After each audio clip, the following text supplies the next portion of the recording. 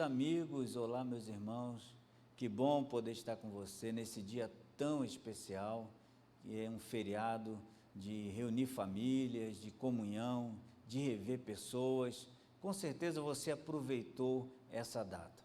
Nós estamos aqui para compartilhar com você um pensamento. Na verdade, não é uma pregação expositiva, é mais um pensamento voltado para esse momento de início de um novo ano, de um novo tempo, de uma nova época, que graças a Deus o Senhor nos permitiu. Você há de convir comigo que sempre no final de um ano, início de um novo ano, nós temos aquela tentação, nós somos tentados, melhor dizendo, a fazermos retrospectivas da nossa vida.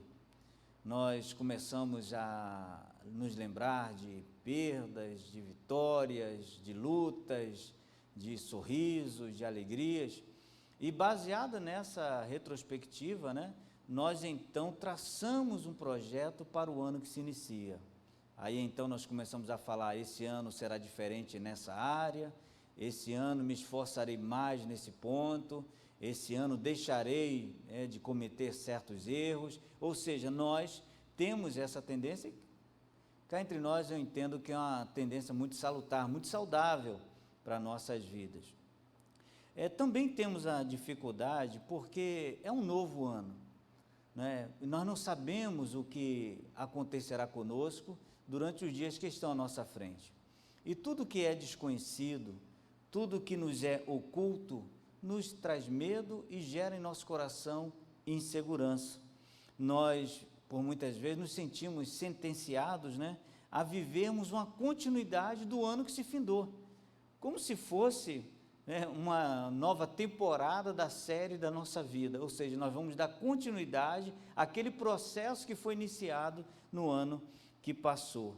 E aí então nós ficamos com medo, principalmente se o ano que se findou não tenha sido assim muito agradável para os nossos corações e para as nossas vidas. Mas o interessante, eu queria lembrar você o seguinte, que no primeiro livro de Samuel, no capítulo 7, versículo 12, o profeta, juiz e sacerdote Samuel, ele faz algo interessante, ele faz um monumento entre fronteiras, a Bíblia fala entre Mispá e Sem, ele levanta ali um monumento, ele levanta ali um memorial, e depois de levantar aquele memorial, ele fala assim, olha, lembre-se que até aqui nos ajudou o Senhor, e nós estamos vivendo essa fronteira, do antigo para o novo, do conhecido para o desconhecido, e realmente é necessário começarmos esse novo período, levantando esse monumento e lembrando dessa verdade, que o Senhor que nos ajudou no ano que se findou, nos ajudará no ano que está à nossa frente. Mas mesmo assim, gera em nosso coração pensamentos, indagações, interrogações, e uma delas, a mais principal, ou a mais veemente, é a seguinte: qual a nossa expectativa, o que nós devemos aguardar, ou qual o nosso comportamento para entrarmos nesse próximo ano? Então quero meditar com você em um texto da Palavra de Deus, que é um texto conhecido, encontra-se no livro do Apocalipse, capítulo 4, versículo 1, e talvez você pense assim, poxa, o que tem a ver esse texto com esse ano que está iniciando? Mas você vai compreender. Apocalipse 4, versículo 1, não sei se você está na sua casa, não sei onde você está assistindo, mas se você tiver condições, pegue a sua Bíblia e acompanhe a leitura, que diz assim, repito a referência, Apocalipse 4, versículo 1. Depois destas coisas, olhei, e diante de mim estava uma porta aberta no céu. A voz que eu tinha ouvido no princípio, falando comigo como trombeta, disse: suba para cá, e lhe mostrarei o que deve acontecer depois dessas coisas. Eu gostei muito dessa expressão e vou repetir com você. E lhe mostrarei o que deve acontecer depois dessas coisas. O texto, como disse, é conhecido, talvez o versículo não tanto, mas o texto, o livro do Apocalipse, ele é por demais conhecido, por ser o único livro profético do Novo Testamento, pela revelação que traz, pela importância que é o livro do Apocalipse, para nossas vidas e pela importância que foi para os crentes daquela época, né? Porque um dos objetivos do livro do Apocalipse era consolar os crentes que estavam sendo levados à morte por amor a Cristo. Então, o livro, o autor é muito conhecido, o lugar onde foi escrito, onde ocorreu esse fato também é muito conhecido, mas eu quero que você atente comigo a alguns detalhes, tá? dessa afirmação ou dessa expressão que o próprio João narra aqui no seu livro. Interessante é você notar o seguinte, que nos capítulos anteriores, ou seja, do capítulo 1 até o capítulo 3, João é levado, né, exortado a escrever cartas para as igrejas que, ora, ele era o supervisor. E nessas cartas, o próprio Senhor Jesus mostra que conhecia nos detalhes não somente as igrejas a nível geográfico, de endereço, de localização, porque dá nome a cada uma delas, mas também como Jesus conhecia o comportamento de cada igreja. E você há de concordar comigo que o conhecimento de Jesus com relação ao comportamento é um conhecimento muito a miúde, muito profundo. Ele fala de detalhes de cada igreja.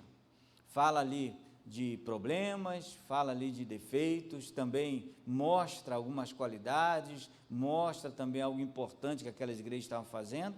E João, então, escreve aquelas cartas. No capítulo 4, né, o próprio autor João, ele começa o texto do capítulo 4 como que virando uma chave, como que terminando um ciclo e começando um outro, como que parando um momento da história e agora começa outro. Por isso ele fala assim, depois dessas coisas, eu olhei e diante de mim vi uma porta aberta no céu. Eu queria entrar em alguns detalhes aqui desse versículo, e peço, né, se você entender que deve fazê-lo, que você guarde essas palavras como uma orientação para mim, para você, para todos nós, no decorrer de todo esse ano e como nós devemos agir no início desse ano e qual a expectativa que a Bíblia tem para os nossos corações para o decorrer do ano de 2023. Vamos então analisar, vamos destacar aqui a expressão depois destas coisas. É como se João estivesse falando para nós assim, olha, para você começar agora um novo momento, para você começar agora uma nova fase, para você começar agora uma nova história, como muitas pessoas gostam dessa expressão, é necessário algumas coisas. Então ele fala assim, depois dessas coisas, o que ele ensina aqui? Primeiro o seguinte, que é necessário fechar um ciclo para iniciar outro. Em outras palavras, nós não podemos deixar pendências, nós não podemos deixar coisas que nos prendam ao ano anterior. Nós precisamos fechar o ano anterior, nós precisamos deixar no passado aquilo que aconteceu no passado. Nós temos que fechar isso. Por isso ele fala assim, depois dessas coisas, eu olhei para frente, eu comecei, eu prossegui, eu continuei. Então nós temos que primeiramente entender essa verdade, para começarmos esse ano, né, como alguns falam aí com o pé direito. Eu quero dizer para você, é necessário fecharmos um ciclo para iniciarmos outro. Não, você, nós não podemos carregar no ano de 2023, esse ano que se inicia, consequências, sequelas, ou por que não dizer maldições que acompanharam no ano anterior, problemas que, não, porque ano passado aconteceu isso, no próximo ano será da mesma forma, não, deixa para trás aquilo que ficou para trás. O próprio apóstolo nos exorta sobre isso, né? Deixando as coisas que para trás ficam, prossigo para o alvo. Entender também o seguinte, baseado ainda nessa expressão de João, depois dessas coisas, nós temos que entender o seguinte, que para começarmos um novo momento e vivermos coisas novas, não podemos ficar presos, nós temos que desatar, nós temos que tirar a âncora, nós temos que prosseguir. E eu quero dizer para você o seguinte, e para mim foi uma afirmação que Deus falou muito forte no meu coração, e espero que também seja para você assim, de importância, a seguinte verdade, baseada ainda nessa expressão de João, depois dessas coisas, não podemos sentenciar o novo tempo baseado no velho tempo. O que significa? Eu não posso dizer, eu não posso afirmar, não devo, na verdade, não devo afirmar que o ano de 2023 será uma continuidade do ano de 2022, por causa de um problema, por causa de um mal, por causa de uma dificuldade. Não posso sentenciar. Eu não posso dizer, agora esse ano 2023 eu vou continuar nessa luta, eu vou continuar nessa dificuldade. Não, é um tempo novo, depois destas coisas. E João, continuando, ele fala o seguinte: depois dessas coisas, olhei e diante de mim. Pare para pensar, você fala assim, mas são detalhes insignificantes. Não, são detalhes importantíssimos. Ele fala o seguinte: depois dessas coisas, eu olhei, mas olhei para onde? Diante de mim. Em outras palavras, eu olhei para frente. Em outras palavras, eu caminhei, eu prossegui. Existe uma expressão bíblica muito maravilhosa, se referindo a Noé e o final do dilúvio, do período do dilúvio, que fala o seguinte: depois do dilúvio, Noé viveu. Eu gosto muito dessa expressão. Em outras palavras, depois da tribulação, depois da luta, depois da tempestade, depois do dilúvio, propriamente dito, Noé continuou. Então, João fala assim: diante de mim. Estamos agora sendo desafiados a continuar, a olhar para frente, a avançar, né? Coisas novas existem para nós conquistarmos em 2023.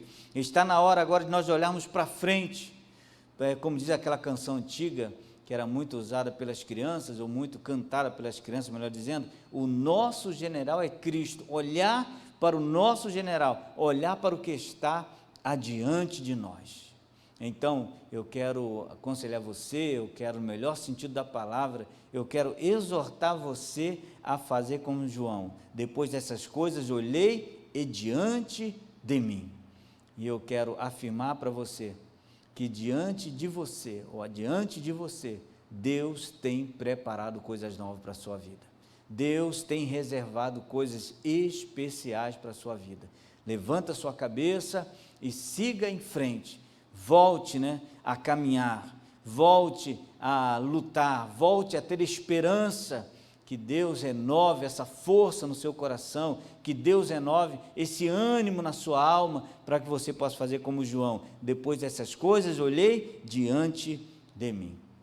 E para nós concluirmos essa rápida reflexão, você deve estar aí com pressa para querer comer aquela rabanada de ontem, com pressa de querer pegar aquela comida de ontem, mas eu vou terminar. É a seguinte expressão que eu também destaco para a nossa meditação: estava uma porta aberta no céu. Isso eu acho maravilhoso demais, isso eu acho tremendo demais, é até meio que jargão evangélico, mas eu acho tremendo demais essa expressão.